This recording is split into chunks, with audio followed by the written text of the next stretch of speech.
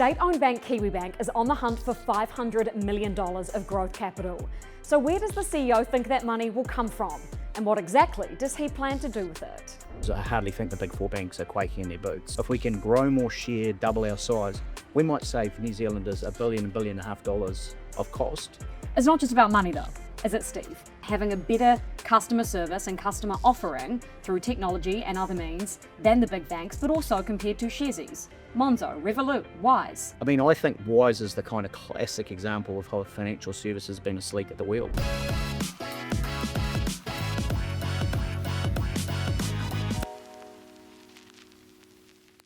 If I say the word bank, your mind probably goes to the big four: ANZ, Westpac, CBA's ASB, and NAB's BNZ. They're divisions of Australian banks that dominate the debt and deposit market in New Zealand, holding 90% of all assets here. But there is a fifth fighter in the mix, owned by the government and aptly named Kiwibank. The last Labour government bought it outright from its previous owners, the New Zealand Super Fund, state insurer the ACC, and New Zealand Post.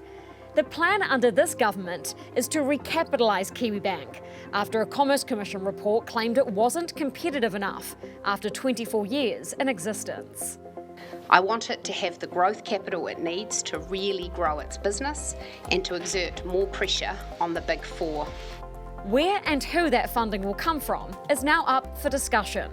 One I'm having with Kiwibank CEO Steve Jurkovich, who has his own thoughts on its future. Steve, good to see you. Thanks so much for doing this. Thanks for having us. I think let's start on the Commerce Commission, probably the most natural place to start. Yep. They have said that Kiwibank is not a, quote, maverick. What do you think of that? Do you agree with all of that, none of it, some of it? Yeah, I agree with parts of it. The term maverick was great for getting teased by people about it. But the actual definition of maverick is someone that acts independently. And so in the sense of, if you think about the true sense of the word about maverick, about being able to act independently, I do think yes, because we don't have a parent company in Sydney or Melbourne, that's got a steer. We have our own independent brand and we do our own thing. So a maverick in that sense, yeah, I think we are.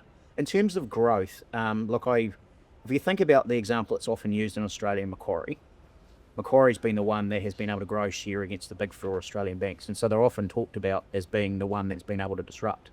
Our growth as a percentage has been way stronger than Macquarie's in Australia. So relatively speaking, we have done much more to each share from the big banks than Macquarie has.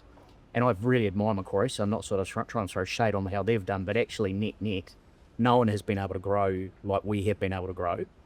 That doesn't take away from the point, which is I hardly think the big four banks are quaking in their boots. So I think that's a really fair point.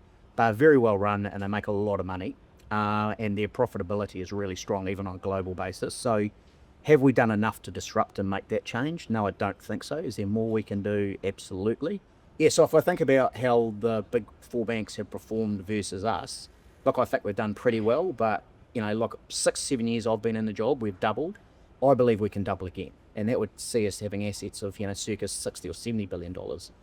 And the thing I'd say about the maverick is the real winning play in some senses is obviously, we'd love your business. But if we don't win your business and you get a better deal from one of the big four Aussie banks, then we've served our purpose. We drove a better value for you and maybe a better deal and some more competition. And so in our sense, not only is our growth important, it's also how we force the market. And so I think our biggest overall impact could be if we can grow more share, double our size, we might save New Zealanders $1 billion, $1.5 billion of cost by driving competition. So I think that's the big winning prize. One of those points you made is interesting, right, in terms of the Aussie banks kind of having a much lower cost base given that they are owned by these big Aussie beasts.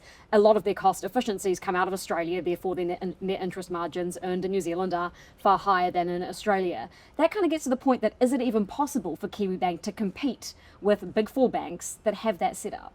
Yeah, in some ways that's true because they are able to, if I think about some of the things they really do get good leverage out of, cybersecurity, forward capability, technology, engineering, those sorts of things, balance sheet management and treasury, they get a lot of advantages. But also, of course, the New Zealand regulations over the last 5 or 6 years have meant that they've had to re-establish themselves in New Zealand. So the advantage they've historically enjoyed isn't as strong as it was previously. The business mix is really important. So if you have a corporate and institutional base that's very strong, you're spreading the cost over, a fixed cost, which makes a big difference. And so if you think about, I'll just use corporate banking as an example. the actual incremental cost of holding 50 customers versus 20 customers is almost nothing. Yes, there's capital, but you're pricing for capital. So, the fixed costs of paying someone, feeding and watering them, having them in the building, all that sort of stuff is no different. But you might earn $2 or $3 million more off that portfolio. So that's the really big difference, is the business mix. And as you grow into business banking, you're spreading your costs over a really different base. So that makes a difference. And effectively the risk that they can afford to take. Therefore, the more they're able to grow and bigger they're able to get. Yeah. But you're making the point that Kiwibank, even just by existing, regardless of it being that competitive, you think has stopped the big from getting bigger? Yeah, it has. I mean, in the last quarter, we took nearly 25% of the flow on home loans, for instance. I'm sure that other people got a better deal because Kiwibank was in the mix, and that's great. I mean, that's the whole idea of our place was, 25 years ago, New Zealand would be better off if it had its own decent-sized bank. If we drive competition and a better price from a competitor, then I think we're serving part of our purpose. Now, obviously, I'd much rather they came and joined us. But if they can't, the second prize is that they got a better deal and are forced to issue with their incumbent bank, which I think, absent someone competing with them, I don't think the evidence is very high that they've been doing that. You've been ordered to recapitalise, to find 500 mil. We will get into where you perhaps are looking for that money, but getting 500 mil, how does that actually allow Kiwibank to compete? What does 500 mil handed to you afford you to do? Well, hopefully it's just handed to us. So if we think about what it really is capital is the fuel that sort of runs the engine of a bank, right, as you understand. So if you think about putting more fuel in the tank, what it allows us to do is be really consistent about our growth ambitions and goals and pathway for the next 3, 4, 5 years. Because the idea is that you always have to have a funding plan that you can afford.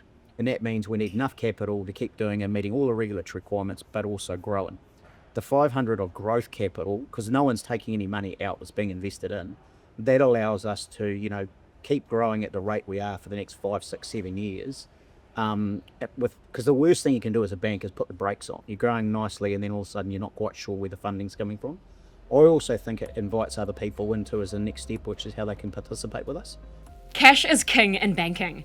To explain why, I've recruited a colleague. Take it away, Mike. Well, the big guys have more cash and savings sitting in customer accounts called deposits. That means they have more collateral to create loans against.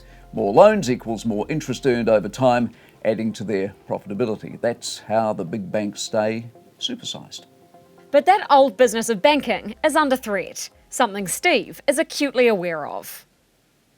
It's not just about money though, is it, Steve? You need to be able to prove and tell the story to investors that you're going to use this money, or perhaps already are, transforming and having a better customer service and customer offering through technology and other means than the big banks, but also compared to Sharesies, Monzo, Revolut, Wise. Yeah. So give me the pitch. Yeah, okay. So, I mean, one of the things we don't have to do is promise you that we can grow. We've got a proven track history over the last 5 years of doubling our business. So not many businesses offer sort of $16, $17 billion asset base could look around in New Zealand and say, in our own market, without any audit, we didn't make any acquisitions, so no inorganic growth. We just grew and doubled in 5 years. So I think that's an unparalleled track history in financial services. So that's good. We've made really good progress in terms of, improving cybersecurity, digital platforms, workflow management, brand, all those sorts of capabilities. So again, I think we've shown good traction on that. So I think the proven track history of that, shows that we've got a good opportunity. But to your point in picking up on some of the, more, I guess we'll give them the label disruptors, like a Wise. I mean, I think Wise is the kind of classic example of how financial services has been asleep at the wheel. So, think about international monetary transfers. I don't know what the spread is. I don't know where my money went. There's fees at both ends. It's clunky to do. If I just use my daughter's example at 25, who's an Aussie, if I have to send her money, previously I needed to know what her BSB was, where her branch was, what level that was in George Street, all that sort of stuff. All of that sort of valueless complexity is under real pressure from disruptors. So we have to move faster to the future. Otherwise, the really lucrative parts of business, whether it be lucrative in terms of delivering customer value or value for owners, is really under pressure. And so we have to get to that future. What does that future look like for Kiwibank? Because if you consider open banking, for example, say the payment rails are opened up like the Commerce Commission believes they should be, and that infrastructure is opened up to disruptors, couldn't that destroy Kiwibank and every other incumbent bank? Therefore, any 500 mil you get is kind of worthless anyway? Look, I don't think so. I think what you'll see with the payment rails and that you'll see better innovation and faster innovation, I think that'll force the system and banks to respond, maybe partnering with different people. I think there's huge parts of the banking market that aren't that attractive for disruptive players. So I think those parts of the business will be pretty resilient. But I do think payments, real-time, identity management, data rights, all those sorts of things, open banking is going to be, significant. Overseas, I don't think it's really shown the progress that you would hope for. So hopefully New Zealand's going to be different. For us, and people often criticise us about being last into the open banking, the truth is, if we build that into an old system, a heritage system, we will not scale for what we need to do in the future. And that's what we found when we did Apple Pay and Google Wallet as well. Our existing heritage infrastructure couldn't handle 300,000 customers turning up in a week or two. They just can't scale like that because that technology was built 25 years ago. The modern platform we're on for, say, our new lending and those sorts of areas are native to the cloud. They're scalable, and all you need to do is just add more processing capacity, which you do through a provider. So a very different world that we're in. And I've been at it long enough to understand that how we used to manage infrastructure was, data centers and looking after server rooms and all these things. Now it's about looking after relationships with our providers, whether they be AWS or Microsoft or Google. So that 500 mil, say you get it, fingers crossed, Yep. How much of that goes towards building Kiwibank to take advantage of that future? And how much goes towards just sheer growth and trying to cut interest rates for your customers? Yeah, well, I think for us, driving value is what helps us grow. Because the longest term value created for a bank, for absolute no doubt about it, is winning main bank customers. So customers that consider us to be their main bank and do the vast majority of their banking with us, that's the prize. So that capital allows us to do that, whether it be on the balance sheet side in terms of growing or just serving more customers gives us the best opportunity. And so we have this, kind of quite tricky balancing act of we need to increase our capital because the regulatory requirements require it. We want to invest more because we get more to the future and we're outgrowing the market by twice as fast. All of those things draw on capital, and that's why having continuity of capital means that we can keep going and achieve that sort of trifecta, if you like. Trifecta. If I was giving you 500 mil, I don't have it, but say I was the guy that was offering it up to you, Yep. The biggest risk in banking is regulation, right? What would you say to an investor that looks at investing in banking and says, well, with regulation that heavy, I don't want to? Yeah, I think there's a proven track history of banks being able to navigate that. I do think Not without difficulty, though, if you consider the capital 100% requirements. 100% agree. Look, I think what we've seen in recent times is some quite pragmatic consolidation. Rather than having three authorities managing the same thing, consolidate to the FMA, say, for credit contracts and things like that. I think all those things are good steps in the right direction, because what's been hard is you're trying to satisfy three people rather than have, no one's really, no one's got any problem with fair lending, because none of us want to suffer a reputation of lending money that we can't get back. So, but actually having one set of people who are good at it and put the pressure on you around what you should be doing, I think is sensible. So I think we can navigate it. For a small market, there's an argument that we are over-regulated, but ultimately it's all about financial stability. So I think investors can be confident we can get there, but also think sometimes we just, as an industry, don't help ourselves. I think we can be safe and fast. We've probably been safe and a bit slow.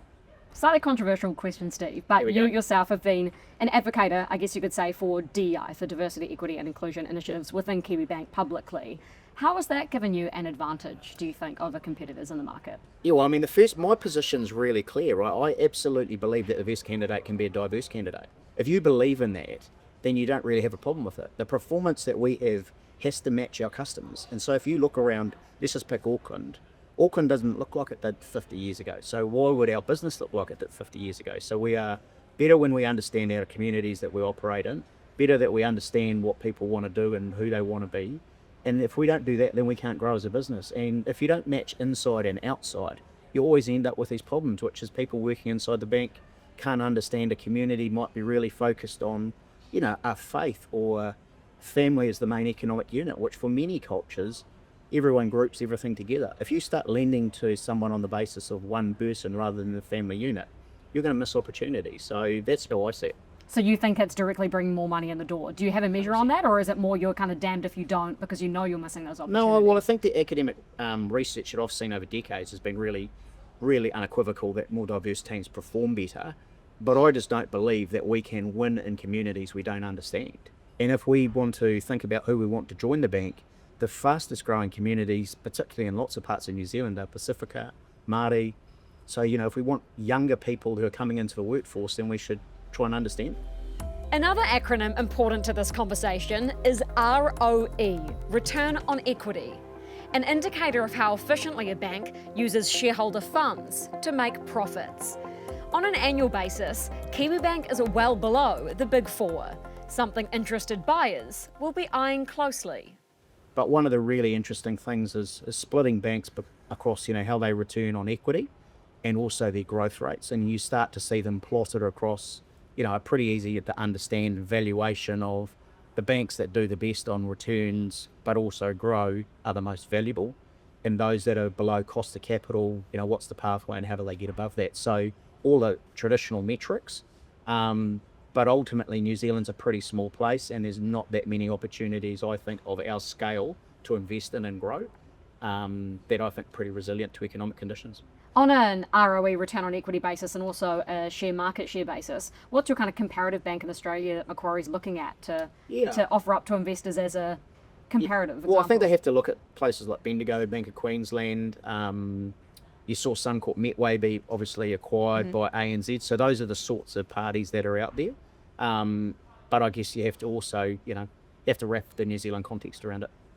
Who's your ideal owner? Who would you like to answer to, Steve? Other than preferably nobody, I imagine. No. Everyone's got a boss. So, we've had great support over the 6-7 years I've been in it. I think having someone who can see what we're trying to achieve, can see what's unique about Kiwibank, about being purpose-led, about being, owned by New Zealand for New Zealand, about that likes an underdog story rather than an incumbent story, those sorts of owners.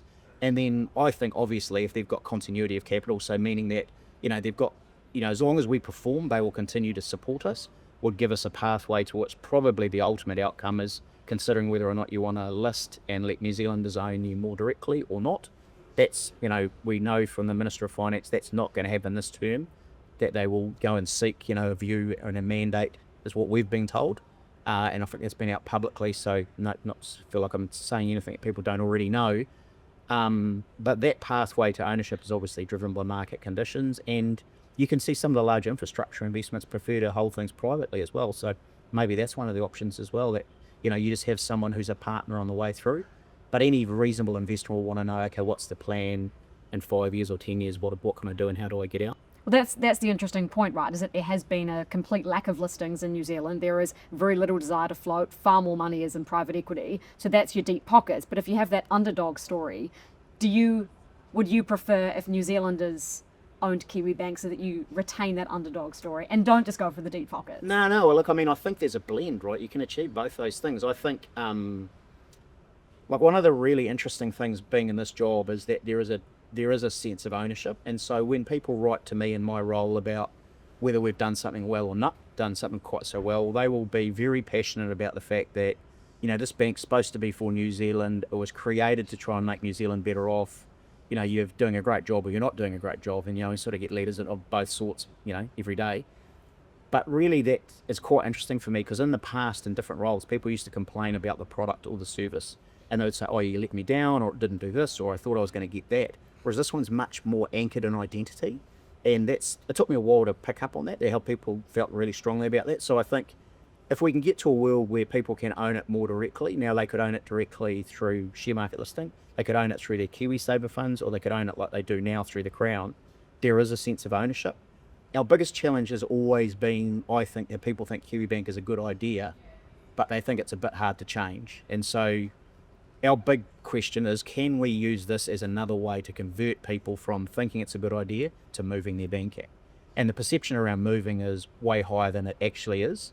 But if it's true, then people believe it. And, we're in a product category, I guess, like, maybe like telcos and power companies where they're, people perceive we're all the same. Mm-hmm. And, if it's not going wrong, what do I want to fix it? And so we just need to create enough energy and excitement that it's worth changing. If that's the ideal ownership, what does that ideal split look like in your mind? If you look at Air New Zealand or those utilities and gentailers, they're still majority owned by the government with a 51% Crown ownership. Do you feel like that's a good structure and setup? Yeah, I think it's workable, and you can see that in the mixed ownership model, but you have different models there. Air New Zealand has a golden share, meaning that there's some things that they can't change without the Crown being on board. Then you've got the 51% ownership, which the challenge for a bank is, if you grow to a decent enough size, are you capping out what you can do with when the Crown has to own 51%, because they're going to need to be tagged along. So, I mean, I think that can work. You can put in limits for the amount of overseas ownership, even if it is direct ownership, and I think Meridian has that, I think, from memory. So no more than, top of my head, 15% or something like that. So, look, there's lots of options. I think the real thing is, can Kiwibank retain its Kiwi identity, and how do you do that? And that's, even in this bit of the pathway so far about this growth injection of capital, there is people who feel really strongly about there should never be anyone other than 100% government ownership.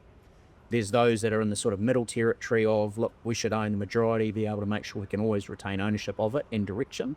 And then there's others which are, why do we need to own a bank? Let's, list it and it can stand on its own 2 feet. So all of those views are pretty prevalent. And it sounds like you kind of sit in that middle camp? Well, I think I just mean to be open-minded, because this is an asset that the New Zealand public owns through the Crown, and you need to respect those views. I mean, I have a view around how I think we can deliver on our purpose and impact.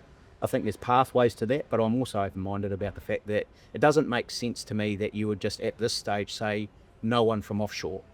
Why would you say that at this stage when you don't actually know what that means? And I think you have to be respectful of investors to allow them to be part of that conversation and say, hey, if someone turned up and they were, fabulous and brought a whole lot of technical capability or market presence or brand or whatever they bring in terms of capability, why would you say no to them to make a more valuable asset for New Zealand? So, yeah. And that's kind of the difficulty, right, is as you look to sort of break free from the government, I guess, in a way, and be able to take advantage of all these opportunities with extra capital, if there's these limitations placed on the way that investment and that negotiation looks, that just ultimately is unattractive to investors, right? Yeah, that's right, and it'll be reflected in the price that they're prepared to pay. I think you had the nail on the head. So more flexibility probably equals, more value creation, but within limits, right? Because what people really want to believe in is a strong New Zealand story, and you need to have some guardrails around what that looks like. Can we go back to the very basics of the business of banking? Sure. Net interest margin Yep. is the profitability that you make, effectively what you line your pockets with. I know it's a very terrible term, but what you line your pockets with on top of sort of the official cash rate, right? The wholesale cost of borrowing that you then... Yeah, I think the bring way in to from think about it consumers. is the difference between what we make from our lending and what we pay to attract the funding to do the lending. And so that'll be, deposits, that's wholesale funds, that's offshore investors, that might be commercial paper and all sorts of mix. So there's a cost for that. And then the difference between that and what we get on lending the money to people and hopefully getting it back one day when we need it is the difference, and that is the net interest margin. And so that's really the difference between our input costs and what we get for lending money. And you're very tied to the economy and what the Reserve Bank does with the official cash rate, right? So if we look at the story of rates over the past few years, surged as they tried to get inflation under control. They kind of did. So now they're bringing them back down. Now that rates are coming down, we just had a 0.25 cut from the Reserve Bank. How is that softening the margin that you're making on loans from that point? Or is it actually increasing credit growth, so it's ultimately net positive for a bank? Yeah, I mean, it's a bit of a mixture of all of the above. So the funding for lending program provided banks with ability to, their input cost for wholesale funding was much lower than basically ever. That was a stimulus to make sure we kept lending money when it was difficult to try and attract money in difficult market conditions. So that's all sort of flowed through. So you're seeing the costs of our attracting money has gone up from a pretty artificially low. And so when you're talking about that stimulus of the economy growing, I think that's the point you make, which is a fair one. I think wrestling inflation was really painful for New Zealand households, and the real impact we saw is in the discretionary things. So the things that didn't move that people had to keep paying were their mortgage, because they want their roof over their head, insurance in case something untoward happens to them or their property, and then we saw massive movements in things like that, not negotiables, like council rates. That ate into things like discretionary spend on, would you want a new TV, a new car, eating out, all the sort of retail stuff. So there was definitely a big impact on that, and so that's really tempered. We've seen a big drop down in costs, and so we're sort of seeing people, and New Zealand is very well at managing their costs for the things that they can't control, like the things we talked about, but I still think things are quite timid, and I still think, well, if you look at the turmoil in global markets at the moment, that's not going to help anyone's confidence. Well, also uncertainty, right? Especially when it comes to business lending. Yeah. A business owner isn't necessarily going to take on more debt if they're uncertain about how much how much in tariffs is going to be slapped on their and products debt, overseas. and as you say, the debt's kind of the pointy end of the spear, because it's also about hiring intention. So, do we want to try and grow, and will we attract more people, and do we want to put on more full-time team members? I think that's a big question, when you're not confident. And so the volatility, uncertainty is not good. But look, if you interview me tomorrow, we'll probably be in a different situation, right? It's absolutely unbelievable how volatile things are and how things change. And that world order of everyone sort of working together to try and get to a pretty stable place seems to have been pretty disrupted. I don't know how long for, but, many New Zealanders will be looking at KiwiSaver balances and they'll be feeling a lot different to they did 2, 3, 4 months ago. And so, it's a long-term investment. And for those that have got a bit of time on their side, I'm sure they'll be fine. But for those that are thinking about, we're accessing those funds more recently, it's going to be tough. Pays time to check your KiwiSaver balance at the moment, I think. Just don't look That's at right. it. Well, you've got plenty of time, so you'll be right. I think it would be remiss not to mention that banking in this country ultimately relies on housing. Yep. The majority of every single bank's balance sheet is almost entirely made up of residential housing loans. Yep. What's happening in the housing market right now, and has lower rates boosted demand for housing loans, or are you still seeing some hesitancy out there? No, there's a lot more demand than there was off a pretty low base, so things are getting back towards more normal. I think there's a lot more listings than you've seen for a while, so I think people have probably sat on their hands for a while, so definitely seeing listings up, seeing a lot more inquiry, and people thinking about what their options are, so definitely seeing a lift on that. I think the point you make is it's a very fair one. If you think about the business profile of the whole financial services industry, probably it wasn't that long ago that it was like 60-40 in favour of business lending, and it's now probably the other, would clearly be the other way round. So that's sort of, banks go where the business is, and so that's not that surprising. I think there's probably some things that people rightly ask the question about is, banking regressing to the safest type of lending all the time, which is kind of a logical decision if you're the owner. But if you're the New Zealand public, you might say maybe more should be done in business lending. We're very small in business lending, so we think it's a massive opportunity for us, and we're going to grow as much as we can in that space. So, yeah, look, I think housing is the backbone of how New Zealand feels about themselves, and so it is a really big area. I'm positive about the direction it's moving in, and there's still many people still trying to get into a home. So, yeah, I think there's upside for that. Whether we can drive the cost of construction down, and I think you're seeing some different initiatives in that space. So that feels like the most interesting development, where people might be able to get in it less than they historically have been able to.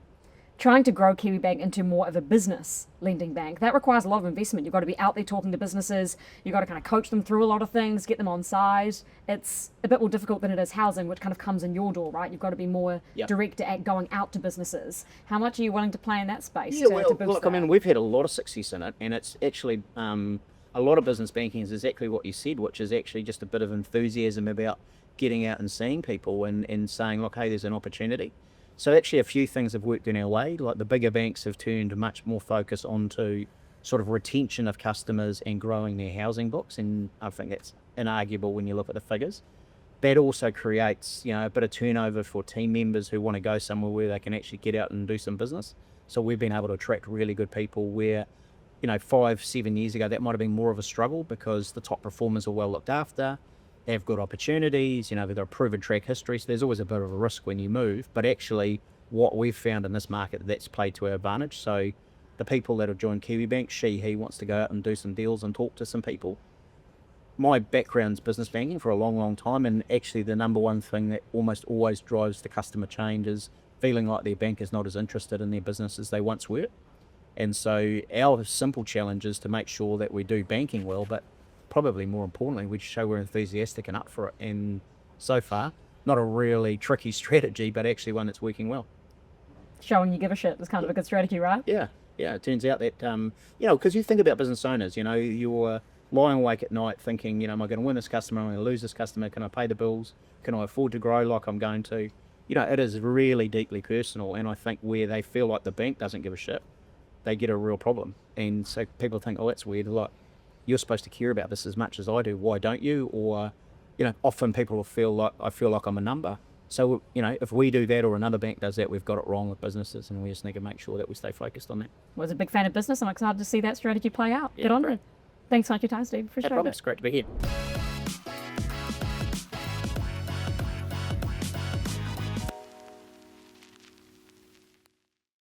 Thanks for watching Markets with Madison. If you enjoyed this interview, please hit the like and subscribe buttons below. I do all of the research for these episodes myself, so your support means a lot.